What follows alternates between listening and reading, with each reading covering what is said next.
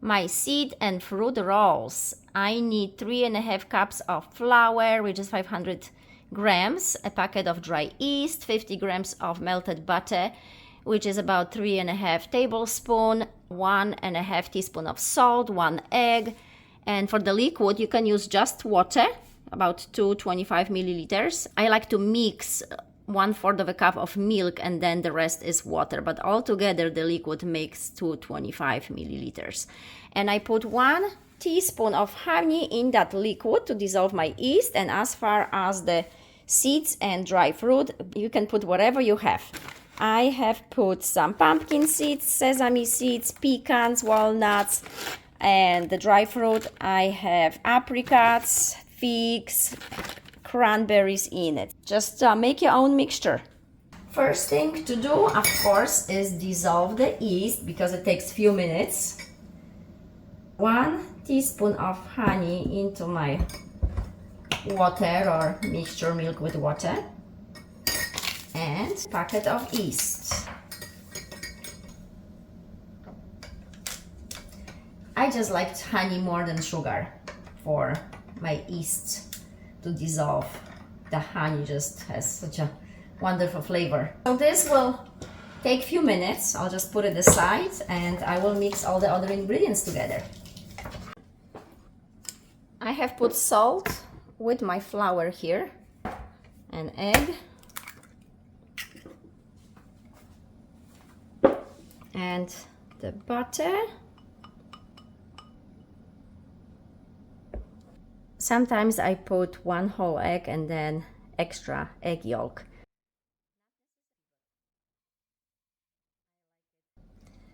And the seeds are in, everything is in. Now just want to wait for my yeast to be ready. And my yeast, you can see how foamy it is. So it's time to put it in and just mix it all together.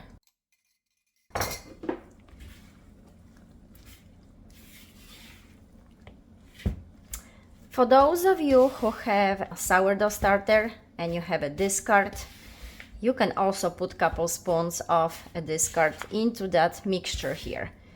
You can put your discard in any bread or rolls that you make. And now I'll just finish it with my hands. The option here is to put more honey if you want to make it more sweet. I like to be more on a neutral side because then I can have those with anything that I want, even a turkey sandwich. If it's too sweet, then feels like a dessert. But everybody is different and I understand. So again, if you like it more sweet, just add an extra teaspoon of honey to it. When you see there is no more dry flour around, it's mixed. Now I just cover it and leave it for an hour until it doubles in size. And here is my dough, and you can see how it rised up, how soft and fluffy it is and airy.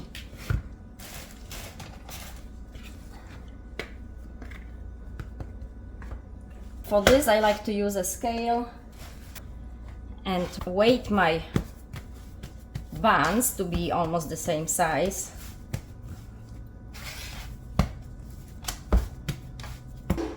Usually I do 90 grams for each. You have to remember that nuts and fruits are heavier. So 99. Okay, 90.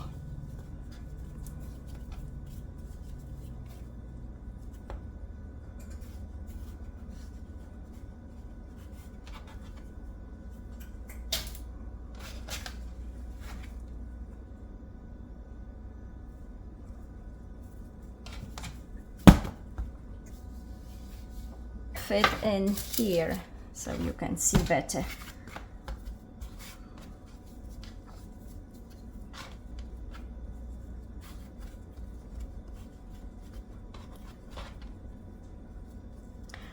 Once I form those buns, I will cover my dough and wait another 30 minutes so they doubled in size again.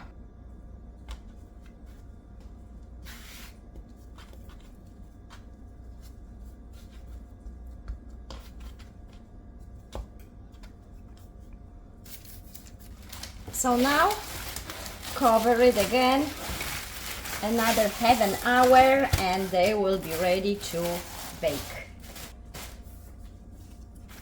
Here we go. Time to check on those rolls. Ooh la la. They did rise up. Beautiful. So big, so fluffy.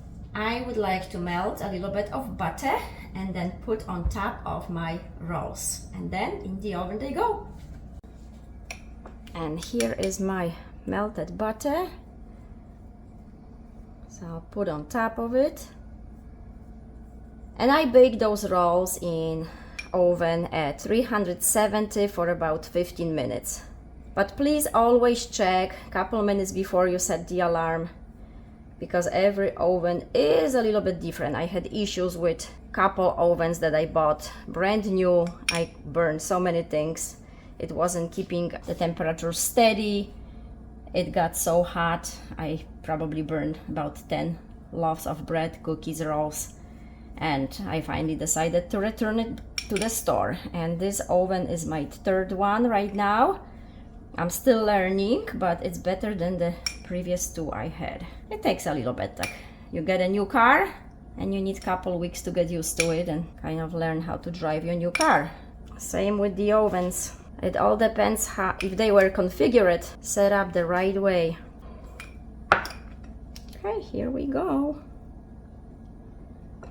370 for about 15 minutes. But I think I'm going to be extra fancy and just put a little bit of sesame seeds on some of them. Here we go.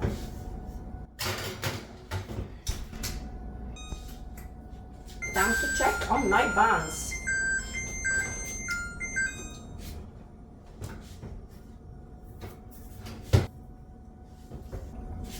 They look pretty good, but I would probably get them for another minute. So the skin is more crunchy. So finally I can take them out, and I love to eat them for breakfast, or sometimes even snack before I go to bed if I get hungry, with cream cheese and apricot jelly. And here we go. They look beautiful. So I will have some cookie rack, put them on so they cool off a little faster, and then I'll just cut one of them in half and show you.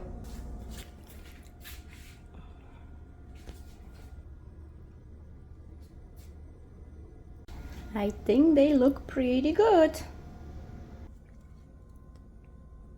First time I had buns like that was when I bought them in Whole Foods, but as you know, Whole Foods is pretty expensive. All those healthy stores are pretty expensive, and I learned how to make my own fancy buns. Some of them have molasses in, some of them have maple syrup instead of the honey. You can make it and substitute things to make your own, and as you like it. Those are really, really delicious with some cream cheese and jelly. Thank you for watching. Smacznego. Until next time. I would like to let you know why I am a big fan of using scale instead of the cups. I do put measurements in cups so it's easier. As you know, I'm from Europe, so everything for me is in grams. And here in United States, any recipes you have is usually in cups. But I want you to pay attention to one thing, so take it as a tip. I learned by mistakes because I've done it before. So I have put together a flour, the same flour, all-purpose flour, into the same measuring cups. Exactly 2 cups in here and exactly 2 cups in here. But I want to measure it using the scale and show you if there is a difference and how much of a difference it can be. So here is the first 2 cups of flour, as you can see, 2 cups. And here is exactly 2 cups, all around, no cheating. And I will turn on, and there's nothing here, my scale, so it's set to 0. Maybe I should show you. If you can see. Okay, and I will put the first 2 cups in. And it says it is 248 grams. So now I will take this into a different cup. And it's empty. Put it back. It comes back to 0. And now the other 2 cups. All of it. And this one is 314. So now you can see that 2 cups are not created equal, right? They do not measure on a scale the same. So why is that? Well, it's all about handling the flour. If we are gentle with it, the flour is fluffy, it's light. If you handle the flour, shake it, kind of bang it, on the surface somewhere, it loses its volume because it becomes dense. So you keep adding to have exactly 2 cups, right? Well, but it's much more heavier. It's much more flour that you need. So if you ever had a cake and you tried to follow the measurements and directions and the cake wasn't quite the way you hoped, it wasn't as fluffy, it wasn't as delicate, it wasn't as soft, well, maybe because there was too much flour. So it's just a tip, and I hope you will find it helpful to kind of pay attention to how we handle flours. I know how it is when you bake something and you put your heart into it, time into it, and then it doesn't come out the way you hope for. And it's frustrating. So I hope this helps. I want you to bake wonderful, tasty, delicious cakes. Thank you for watching.